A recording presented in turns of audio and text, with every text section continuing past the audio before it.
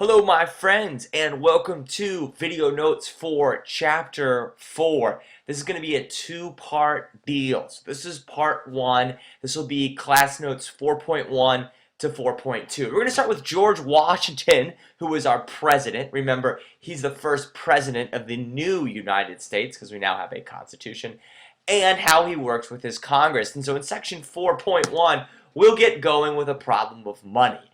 Debt was the issue. Wars are very, very expensive. The American Revolution was expensive as well. So, the new United States has all this debt. They owe all sorts of money, really, to people that bought bonds, which were IOU notes. Here's money, pay me back 5 years later. Pay me back 10 years later. All the states had lots of debt, too. Some people said, hey, you know what? Forget it. New government, old Articles of Confederation are gone. Let's not pay it back. Well, that's not what this guy thought. This guy right here is Alexander Hamilton.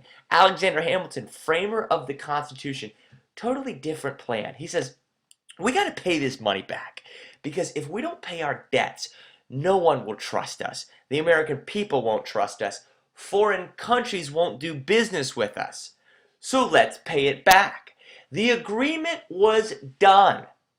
We're going to have a debt deal. The United States decide we are going to pay this back. But Hamilton knows the only way we can do this is if we have a really big bank. So the Bank of the United States is formed.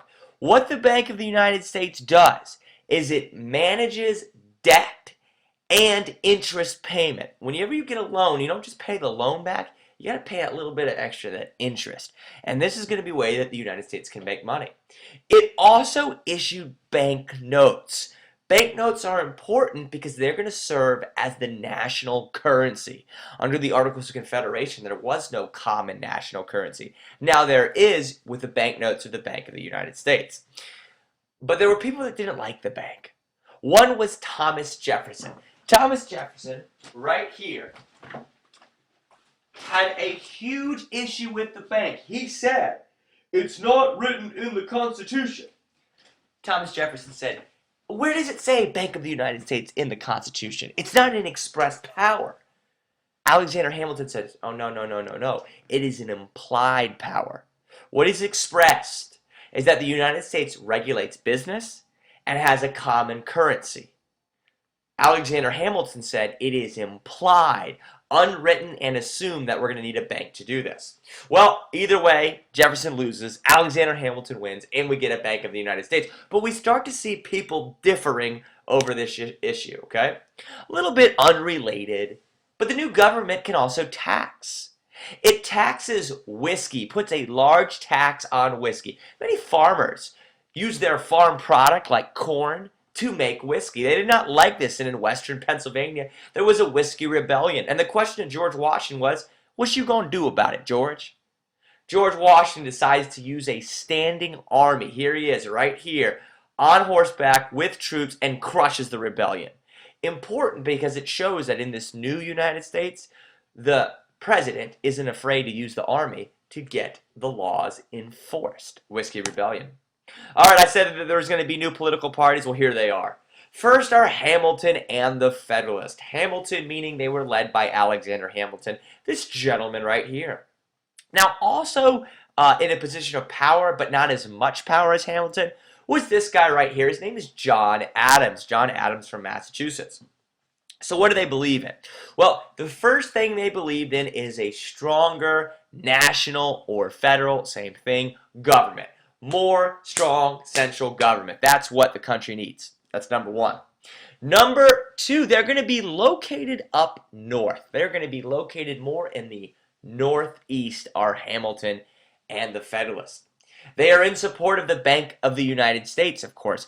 Many Federalists were bankers or people with different business interests, okay? So you think big business, you think manufacturer, you think making stuff, selling stuff, commercial economy is what they wanted, commercial buying and selling of goods. That's Hamilton, that's the Federalists. The exact opposite are Thomas Jefferson and his Democratic Republicans, not the anti-Federalists. The anti-Federalists are gone. That's a Chapter 3 thing. Now I need you to think Jefferson and the Democratic Republicans. Led by Thomas Jefferson, he's the man in charge, but you also had James Madison.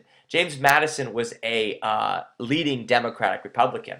Now, they don't want a strong national government. They want more of a weak national government with more power to the states. Okay, so they're weak government. Now, they don't want a commercial economy. They want an agricultural economy. So they're going to value farming. They're going to value cash crops. And if they're not going to be up north, they're going to be down south and a little bit out west, out in the frontier. Jefferson and the Democratic Republicans, they are fighting with Hamilton and the Federalist, okay? Now, let's get into some partisan politics real quick. One thing they fight over is strict versus loose interpretations of the Constitution. This is going to sound weird, but just bear with me. You see this document right here? All these are the rules. These are the things that the federal government cannot do. Because you remember, the Constitution, in a lot of ways, is a limiting document. The government can do what's written here, otherwise that power goes to the states. Okay. So if you read it strictly, you're going to be like, you can't do this, you can't do this, you can't do this, you can't do this, you can't do this. Because you're reading it very, very strictly.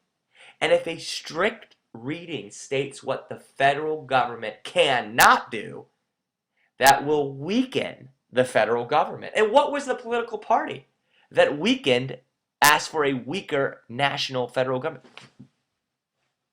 Mr. Spicer, the Democratic Republicans? Opposite, loose interpretation. A loose interpretation is, you know what, I'm going to read this. Ooh, I need this power. I'm going to need a few extra powers. We'll call those implied powers. See, I got to get a lot of stuff done, I being the big federal national government. I'm not going to let this document concern me too much. I'm going to give it a loose reading. A loose reading increases the power of that national government. And so who would like that? Of course, the Federalist would.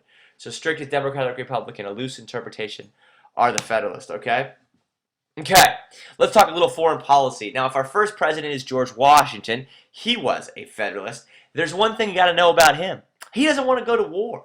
He doesn't want to go to war because the United States is a small baby country, and a conflict could destroy American lives, destroy America economically. They could lose wars and get totally taken over.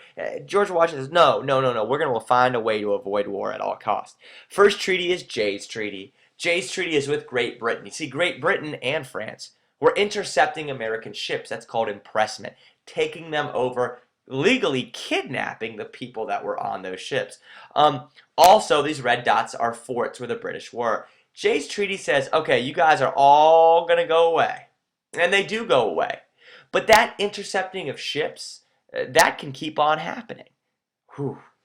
So if it's a Federalist treaty, and America can still have its sailors getting taken over by Great Britain, Jay's Treaty was an unpopular treaty. Well, it was good because it avoided war, but it was unpopular, and then the Democratic Republicans attacked the Federalists for Jay's Treaty because American shippers could still get taken over, still get intercepted. The other treaty is Pinckney's Treaty. Pinckney's Treaty was with Spain. It resolved the Florida-Georgia border dispute right here. It also gave the biggest river in the United States, the Mississippi River, gave the U.S. access to the river. Not complete control, but access to the river. Point is George doesn't want to go to war. In his farewell address, he states, let us steer clear of permanent alliances. Don't get into any alliances, because if your country you're allied with gets attacked, that means you've got to back them up. So George Washington's anti-war. He comes up with treaties and to avoid war, and he says don't get into any alliances. After George Washington becomes John Adams as the new president, Federalist, okay? One of the first things he deals with is the XYZ affair. France also taking over American ships. John Adams sends people to work it out with France. France says, three guys, they won't give their names, Monsieur X, Monsieur Y, Monsieur Z, say, we'll talk to you, but first you got to pay us some money. You got to give us a bribe payment. John Adams says, no way. No way am I doing a bribe. And then the United States get into a quasi-war with France. But back it up real quick. During the XYZ affair, the Democratic Republicans were always associated with France and the Federalists with Great Britain. So this also makes the Democratic Republicans look bad. In the quasi-war, our ships, U.S. ships, fire at France ships. They fire back and forth and back and forth and back and forth. And then it just kind of ends. It's not a really big war, but it's big because of a law that came out of it. A couple of laws. The Alien and Sedition Acts, written by John Adams. Well, written by the Federalist, and he was the leading Federalist. And here's what they say. Alien foreigners. It means new foreigners, new immigrants to the United States had to wait longer. These immigrants would have been from France, likely, and they probably would have voted Democratic Republicans. So these Federalist laws are designed to hurt their opposite party. Sedition's the good one. Here's what it said. If you write something negative about the government, you can go to jail for it. And people did go to jail. And as they were getting dragged away, they said, but no, this violates the Bill of Rights. This violates the First Amendment, freedom of speech. So the Alien and Sedition Acts are going to be really unpopular because they are going to take away freedom of speech to the American people, especially to the Democratic Republicans. So we get an election 4 years after John Adams takes over. That'd be the election of 1800. A Democratic Republican running against John Adams. We had a Federalist with Washington. Adams was a Federalist. And we have a switch because Thomas Jefferson will win the election of 1800. Important because it's a transfer of power. All too often, what happened in other lands is if there ever was a transfer of power, there was blood, violence. With the election of 1800, nothing happens. Power is peacefully transferred from one political party to the other. And Thomas Jefferson says, upon his election, he gives one of the greatest one-liners in American history. And he says, we are all Republicans. We are all Federalists. Whether he actually meant that, who cares? The point is Thomas Jefferson was saying, we need to unite in a peaceful way. That we, the United States, are not going to get into big blood battles over transfer of power. We are going to have a peaceful transfer of power. And that's why the election of 1800 is muy importante.